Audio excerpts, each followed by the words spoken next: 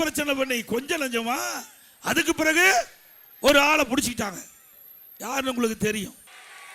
அவரை பிடிச்சி இந்த பெரும்பான்மையை நிரூபிக்கின்ற பொழுது சட்டமன்றத்தில் எனக்கு எதிர்த்து ஓட்டு போட்டார். என் கண் முன்னே பொன்மன செம்மல் புரட்சி தலைவர் எம்ஜிஆருடைய ஆட்சி, அம்மாவுடைய ஆட்சி, இரவென்றும் பகலென்றும் பாராம ஊர் ஊரா ரத்தத்தை விரைவியா சிந்தி தனக்கு ஏற்பட்ட நோயை கூட பொருட்படுத்தாம அம்மா தமிழகம் முழுவதும் சுழன்று வந்து அண்ணா திமுக ஆட்சி அமைச்சாங்க. அந்த ஆட்சிக்கு துரோகம் விளைவித்து எட்டப்பரா இருந்து ஒருவர் எதிரிலோடு சேர்ந்து நமக்கு எதிராக வாக்களித்தார்கள். அதை கூட நம்முடைய மூத்த தலைமை கழக நிர்வாகிகள் சொன்னாங்க, வேண்டாம் ஒன்னா இணையலாம் அப்படின்னு சொன்னாங்க. அவர்களுடைய கருத்தை கேட்டு ஒன்னா இணைத்து இயக்கத்திற்கு தலைமை பொறுப்பு கொடுத்தோம். துணை முதலமைச்சர் என்ற அந்தஸ்தா கொடுத்தோம். அற்புதமான இலாக்கா கொடுத்தோம். அதுக்கு பிறகு எதிரிகளோடு சேர்ந்து கூட்டு சதி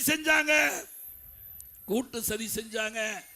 நாடா 2021 சட்டமன்ற பொது தேர்தலை வேண்டுமென்றே திட்டமிட்டு நம்முடைய ஆட்சி அமைப்பதற்கு நல்ல சூழ்நிலை இருந்தது.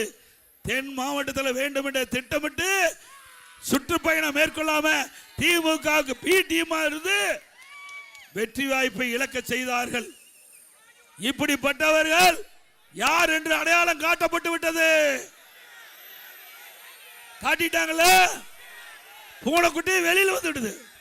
பூனைக்குட்டி உண்மையான முகம் மக்களுக்கு தெரிந்து விட்டது. இப்ப எங்க போய் சேர்ந்திருக்கிறார்? கேவலம் இல்ல, ஒரு கட்சிக்கு ஒருங்கிணைப்பால் இருந்து தலைமை தாங்கி இந்த கட்சி அனைத்து இந்திய அண்ணா திராவிட முன்னேற்ற கழக தொண்டன் இரவென்றும் பகலென்றும் பாராமல் உழைத்து இவருக்கு அடையாளத்தை கொடுத்து, முதலமைச்சர் என்ற அடையாளத்தை அம்மா கொடுத்து, இங்க இருக்கின்ற தொண்டர்கள் நிர்வாகிகள் அனைவரும் ஒருங்கிணைப்பாளர் என்ற அடையாளத்தை கொடுத்த பிறகு இது கூட இவ்வளவு பெரிய பதவி கொடுத்த பிறகு அந்த மனிதனுக்கு ஆசை அடங்கல. எங்க போய் சேர்ந்திருக்கிறாரு? தீய சக்தி திமுக சேர்ந்துட்டான். அப்புறம் நாம அடிமையா அண்ணா திமுக பிஜேபிக்கு அடிமை, எடப்பாடி பழனிசாமிக்கு அடிமை, அமித்ஷா சொல்றதான் கேட்பார். உங்களுக்கு தான் அந்த புத்தி இருக்குது, எங்களுக்கு சுய புத்தி இருக்குது. வாய் அடக்கம் தேவை. நீங்க வாய் இருக்குது நாக்கு இருக்குன்னு எதையோ பேசுனா என்னுடைய நாக்கு வெவ்வேறு விதமா பேசும். நாங்க கூட்டணி வச்சா தப்பு, அவள் கூட்டணி வச்சா சரி. பாருங்க யாரோட கூட்டணி வச்சிருக்காரு? பாரதிய ஜனதா கூட்டணி வச்சிருக்காருல. ரெண்டு பேரும் மைக்க சரி பண்ணி எப்படி குள்ளா போடுறாங்க பாருங்க. இப்படியெல்லாம் குள்ளா போட்டு ஆட்சி தக்க வச்ச திமுக எங்களை பத்தி விமர்சனம் செய்யலாமா? நியாயமா? எப்ப பார்த்தாலும் என்னை பத்தியே பேசுறார். என்னை பத்தி தினம் அப்ப மகன், அப்புறம் சகோதரி கனிமொழி அம்மா, ஏங்க இப்படி தாங்க பேசிட்டு இருக்காங்க. நாட்டை பத்தி பேசையா, என்னை பத்தி பேச என்ன பிரயோஜனம்?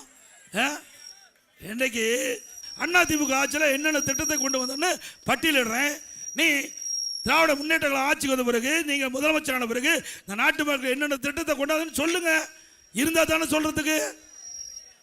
பாருங்க, இப்போ உதயநிதி சொல்றார், எடப்பாடி பழனிசாமி கொத்தடுமை. யாருக்கு? திரு மோடிக்கும். முரட்டு அடிமையா? முரட்டு அடிமையா? ஏய், உங்க தாத்தா சொல்லியிருக்காரு பாரு.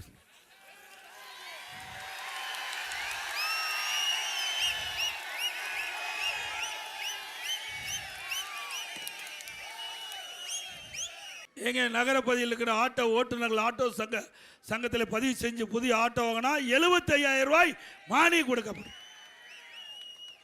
அதோட இந்த நடைபாதை ஓரமாக கடை வைத்திருக்கிறவர்கள் கூட்டுறவு சங்கத்தில் வாங்கிய கடன் முழுவதும் தள்ளுபடி செய்யப்படும். புதிதாக கடன் வாங்கினா எந்தவித ஜாமீனும் இல்லாமல் 2 லட்சம் ரூபாய் குறைந்த வட்டியில் அவருக்கு வழங்கப்படும்.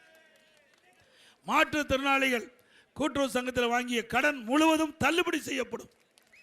அதே போல அம்மா இல்ல திட்டம், இன்றைக்கு நகர பகுதியில் இருக்கின்ற மக்கள், ஏழை மக்கள், ஜாதி பாகுபாடு பாராம, மத பாகுபாடு பாராம, ஏழைகள் வீடு இல்லாமல் இருக்கின்ற அனைவருக்கும் அற்புதமான காங்கிரீட் வீடு கட்டி கொடுக்கப்படும். அதோட பட்டியலின மக்கள், ஆதிராவிட மக்கள், அரிதிரு மக்கள், அவர்கள் குடும்பத்தில் திருமணமாகி தனி குடித்தனம் போகின்ற பொழுது அந்த குடும்பத்தாருக்கும் அற்புதமான காங்கிரீட் வீடு கட்டி கொடுக்கப்படும். அதோட ரேஷன் கடையில் வழங்கப்படுகின்ற அரிசி சற்று தரக்குறைவாக இருப்பதாக என்னுடைய கவனத்திற்கு வந்திருக்குது. அதிமுக ஆட்சி பண்ணவுடனே எப்படி மளிகை கடையில் அரிசி இருக்குதோ அதே தரமுள்ள அரிசி ரேஷன் கடையில் வழங்கப்படும். அது எவ்வளவு செலவானாலும் பரவாயில்ல, அற்புதமான அரிசி ரேஷன் கடையில் வழங்கப்படும். இப்பொழுது விலையில்லா அரிசி தான் ரேஷன் கடையில் வழங்குகிறோம். அதிமுக ஆட்சி வந்தவுடன் விலையில்லா பருப்பு வழங்கப்படும், விலையில்லா எண்ணெய் வழங்கப்படும். அதே போல் பட்டப்படிப்பு படித்து வேலைவாய்ப்பு அலுவலகத்தில் பதிவு செஞ்சு பணி கிடைக்காமல் இருக்கின்ற அந்த இளைஞர்களுக்கு மாதந்தோறும் 2000 ரூபாய் உதவித்தொகை வழங்கப்படும். +2 வரை இருப்பவர்களுக்கு 1000 ரூபாய் வழங்கப்படும். அதே போல் முதியோர்களுக்கு வழங்கப்படும் ஓய்வூதியம் உயர்த்தி வழங்கப்படும், 2000 ரூபாயை உயர்த்தி வழங்கப்படும். இப்படி அதே போல் விவசாயிகள் வாங்கிய பயிர்க்கடன் தள்ளுபடி செய்யப்படும். இன்றைக்கு அதிமுக ஆட்சியிலே தொடங்கப்பட்ட அம்மா மினி கிளினிக் அற்புதமாக செயல்பட்டு வந்தது. ஏழைகளுக்கு அந்த பகுதியிலேயே சிகிச்சை அளிக்கப்பட்டு வந்தது. அது பொறுத்து கொள்ள முடியாத அரசியல் காழ்ப்புணர்ச்சியோடு அம்மா மினி கிளினிக்கை மூடியிருக்காங்க. மீண்டும் அதிமுக ஆட்சி வந்தவுடனே அம்மா மினி கிளினிக் திறக்கப்படும். அம்மா உணவகம் இன்றைக்கு இந்த ஆட்சியில் திட்டமிட்டு மக்களிடத்தில் மிகப்பெரிய வரவேற்பு இருந்த காரணத்தினால அரசியல் காழ்ப்புணர்ச்சியின் காரணமாக அந்த அம்மா உணவகத்துக்கு வழங்கப்படுகின்ற அந்த பொருள் தரமில்லாத கொடுக்குறாங்க. அதே போல் அதில் பணியாற்றிய பணியாளர்களை குறைச்சிருக்கிறாங்க. மீண்டும் அதிமுக ஆட்சி வந்த உடனே அம்மா உணவகம் அற்புதமாக செயல்படும், ருசியான உணவு கொடுக்கப்படும். அதிமுக ஆட்சியில் அம்மா உணவகம் முதலமைச்சருடைய நேரடி கட்டுப்பாட்டிலே இருக்கும், நேரடி பார்வையிலே இருக்கும். அதே போல கட்டிட தொழிலாளர்கள் அந்த பணியில் ஈடுபட்டுக்கின்ற பொழுது தவறி விழுந்து இறந்தால் அந்த குடும்பத்திற்கு 25 லட்சம் ரூபாய் நிவாரணம் வழங்கப்படும். இன்றைய தினம் அனைத்து இந்திய அண்ணா திராவிட முன்னேற்ற கழகம் தேசிய ஜனநாயக கூட்டணி பிரம்மாண்டமான கூட்டணியை அமைத்திருக்கிறது. மக்களிடத்திலே மிகப்பெரிய வரவேற்புள்ள கூட்டணி நம்முடைய கூட்டணி. நம்முடைய கூட்டணியின் சார்பாக கழகத்தினுடைய வேட்பாளராக காஞ்சிபுரம் சட்டமன்ற தொகுதியிலே முன்னாள் அமைச்சர் திரு வி சோமசுந்தரம் அவர்கள் நிறுத்தப்பட்டது.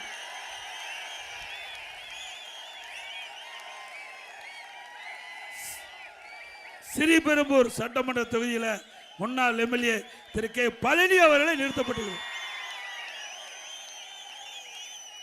அந்த 2 பேர்களுக்கும் 2 கழக வேட்பாளருக்கும் இரட்டை சின்னத்திலே வாக்களிங்க. நம்முடைய சின்னம் புரட்சி தலைவர் எம்ஜிஆர் சின்னம், அம்மாவின் சின்னம், விவசாயியின் சின்னம், நெசவாளின் சின்னம், ஏழையின் சின்னம், வெற்றி சின்னம். இரட்டலைக்கு வாக்களியுங்கள். அதே போல நம்முடைய தேசிய ஜனநாயக கூட்டணியில் அங்கம் வைக்கிறது இருக்கின்ற பாட்டாளி மக்கள் கட்சி மரியாதைக்குரிய முன்னாள் மத்திய அமைச்சர் நாடாளுமன்ற உறுப்பினர் அன்புமணி ராமதாஸ் அவருடைய ஆசி பெற்ற வேட்பாளர் உத்தரமேர் சட்டமன்ற தொகுதியில் அவருடைய கட்சியின் சார்பாக அவரை நிறுத்தப்பட்டுகின்றார். அவர் மகேஷ்குமார் அவருக்கு மாம்பழ சின்னத்திலே வாக்களிங்க. அவருக்கு மாம்பழ சின்னத்திலே வாக்களிங்கள். கழக வேட்பாளருக்கு இரட்டலை சின்னம், கூட்டணி வேட்பாளருக்கு மாம்பழ சின்னம். நம்முடைய 3 வேட்பாளர் வெற்றி பெற்று காஞ்சிபுரம் மாவட்டம் அதிமுக கோட்டை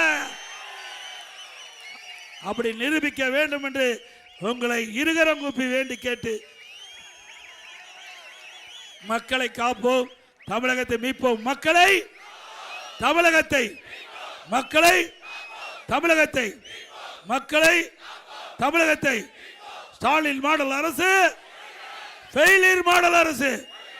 பை பை ஸ்டாலின், நன்றி, வணக்கம். விலை மதிக்க முடியாத உயிரை காப்பாற்ற வேண்டும் அடிப்படையில் நாங்க செயல்பட்டோம். அதனால இன்றைக்கு மக்கள் நிம்மதியா வாழ்றாங்க. வல்லரசு நாட்டில் கூட பல்லாயிரக்கணக்கான பேர் கொரோனா வைரஸ் பாதிச்சு இறந்தாங்க. தமிழ்நாட்டில் தேவையான உதவிகளை செஞ்சு கட்டமைப்பை ஏற்படுத்தணும். அப்பொழுது பாரத பிரதமர் அவர்கள் இந்தியாவில் இருக்கின்ற அனைத்து முதலமைச்சரோடு காணொலி காட்சி மூலமாக தொடர்பு கொண்டு கேட்டறிஞ்சாங்க.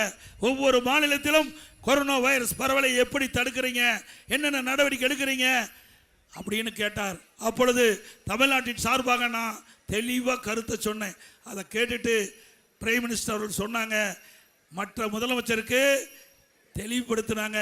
தமிழ்நாட்டில் கொரோனா வைரஸ் பரவலை தடுப்பதில் முதல் மாநிலம், அதை பின்பற்றுங்கள், தமிழ்நாட்டை பின்பற்றுங்கள். அந்த அளவுக்கு சிறப்பான திறமையான ஆட்சியை தமிழ்நாட்டுக்கு கொடுத்தோம் அதிமுக அரசாங்கம்.